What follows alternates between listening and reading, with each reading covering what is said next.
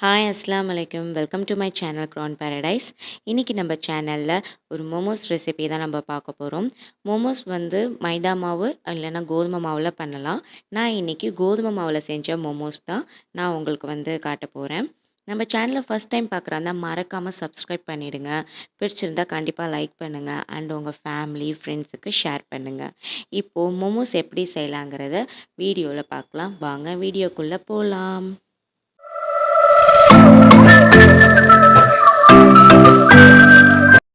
நான் 3 கப்பு கோதுமை மாவு எடுத்திருக்கேன். அதுக்கு நார்மலாக நம்ம எப்படி சப்பாத்தி மாவு நம்ம பிசைவோமோ அதே மாதிரி தான்.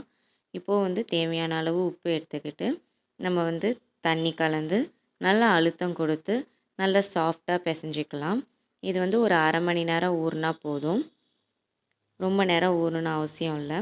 இப்போது அதுக்கப்புறம் நம்ம அதோடைய ஸ்டஃபிங், மோமோஸ்க்கு உண்டான ஸ்டஃபிங் செய்கிறத பார்த்துடலாம். ஒரு பெரிய பல்லாரி வெங்காயம், ஒரு பச்சை மிளகாவை நல்லா சின்ன சின்னதாக கட் பண்ணி அது கூட உப்பு சேர்த்து நல்லா வதக்கிக்கலாம்.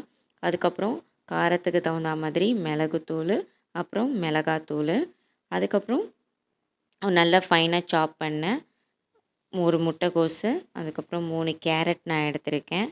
உங்களுக்கு நீங்கள் மாவுக்கு நீங்கள் தகுந்த மாதிரி நீங்கள் வந்து ஸ்டஃபிங் வந்து அளவு எடுத்துக்கோங்க. இப்போ எல்லாத்தையும் நல்லா கலந்து விட்டு ரொம்ப வேகணும்னு அவசியம் இல்லை, தண்ணி கலக்கணும்லாம் அவசியம் இல்லை. ஜஸ்ட் அதோடைய பச்சை வாசனை போகிற வரைக்கும் நம்ம வந்து வதக்கிக்கிட்டால் போதும். இப்போ வந்து மேலும் ஒரு டேஸ்ட்டுக்காக இஞ்சி பூண்டு பேஸ்ட் ஆட் பண்ணியிருக்கேன். இதையும் நல்லா வந்து வதக்கி விட்டுக்கலாம். பச்சை வாசனை போனதுக்கப்புறம் நம்ம வந்து சோயா சாஸ் ஒரு ஸ்பூன் வந்து நம்ம ஆட் பண்ணிக்கலாம். இது ஆப்ஷன் தான். உங்கள்கிட்ட சோயா சாஸ் இல்லைன்னா நீங்கள் வந்து சேர்க்க வேணாம். ஒரு எக்ஸ்ட்ரா ஒரு புளிப்பு தன்மைக்காக தான் நான் ஆட் பண்ணிக்கிட்டேன். நெக்ஸ்ட்டு ஃபைனல் ஸ்டேஜாக மல்லிக்கீரை நம்ம ஆட் பண்ணி கிளறி விட்டு எடுத்து வச்சுக்கலாம். அவ்வளோதான். இதுதான் மோமோஸ்க்கு உண்டான ஸ்டஃபிங் நான் இன்றைக்கி பண்ண போகிறேன். இப்போது மாவை வந்து எகெயின் நல்லா வந்து கொஞ்சம் அழுத்தம் கொடுத்து பிசைஞ்சிக்கிட்டு சின்ன சின்னதாக நம்ம வந்து பூரிக்கு எப்படி வந்து உருண்டை எடுத்துக்குவோமோ அதை விட இன்னும் கொஞ்சம் சின்ன சைஸாக நம்ம வந்து உருண்டை எடுத்துக்கலாம். இப்போ பூரிக்கு வளர்க்குற மாதிரி தான் நம்ம இதை வளர்த்துக்கணும். ரொம்ப பெருசாக இல்லாமல் மீடியம் சைஸாக வளர்த்துங்க. நான் வந்து நார்மலாக மோமோஸ் இருக்கிற சைஸை விட கொஞ்சம் பெரிய சைஸை தான் எடுத்திருக்கேன். வந்து கொஞ்சம் ஸ்டஃபிங் வந்து நிறையா உள்ளே வச்சு சாப்பிட்லாம் அப்படிங்கிறதுக்காக தான். வந்து இப்போ வந்து நடுவில் ஸ்டஃபிங் வச்சுட்டு ஓரத்தில் நம்ம ஃப்ளிட்டு மடிப்போம் இல்லையா சாரீக்கு, அந்த மாதிரி நம்ம சுற்றி மடிச்சுக்கிட்டு அதை ஃபைனலாக நடுவில் கொண்டு வந்து சுற்றி விட்டுட்டு அதை வந்து குடுமி மாதிரி வரும் இல்லையா, அந்த இடத்த வந்து கொஞ்சம் இப்படி அழுத்தம் கொடுத்துக்கிட்டா அவ்வளோதான். இப்போ பாருங்கள், திருப்பி நான் காட்டுறேன். திருப்பி நல்லா சுற்றியும் நல்லா ஃப்ளிட் எடுத்துக்கிட்டு நடுவில் இப்படி சுற்றி விட்டு நல்லா கொஞ்சம் அழுத்தம் எடுத்துக்கணும். ஒரு மணி பேக் மாதிரி, அதாவது ஒரு சுருக்கு பை மாதிரி. இப்போ எல்லாத்தையும் இட்லி சட்டியில் வச்சு நம்ம அவிச்சு எடுத்துக்கலாம். இது ஸ்டீமிங் மெத்தட் தான் நான் இந்த வீடியோவில் காமிச்சிருக்கேன். இன்ஷால்லா ஃபர்தர் வீடியோவில் நான் வந்து ஃப்ரை பண்ணுற மெத்தடையும் நான் காட்டுறேன். இப்போ வந்து நெக்ஸ்ட்டு அதுக்கு உண்டான சாஸ்க்கு உண்டான தேவையான பொருட்களை எடுத்துக்கலாம்.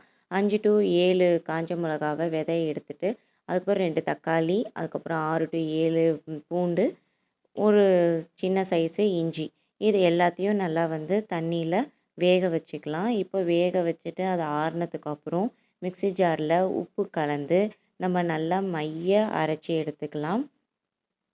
நல்ல பேஸ்ட் மாதிரி இருக்கணும், நல்லா கரடு முரடாக இருக்கக்கூடாது. நல்ல பேஸ்ட் மாதிரி இப்போ வந்ததுக்கப்புறம் இந்த சாஸில் 2 டீஸ்பூன் அளவு டொமேட்டோ கெச்சப் இல்லைன்னா சாஸ் ஆட் பண்ணிக்கலாம். அவ்வளோதான், சாஸ் வந்து ரெடி. மோமோஸும் ரெடி ஆகிட்டு ரொம்ப சிம்பிளாக வீட்லேயே கிட்ஸ் கேட்டாங்கன்னா ஈஸியாக செய்யக்கூடிய ஒரு டிஷ் தான் இது. ப்ளஸ் ஹெல்த்தி கூட, ஏன்னா நம்ம மைதா இல்லாமல் நம்ம கோதுமை மாவில் செஞ்சுருக்கோம். ஸோ கண்டிப்பாக நீங்களும் வீட்டில் ட்ரை பண்ணி பாருங்கள்.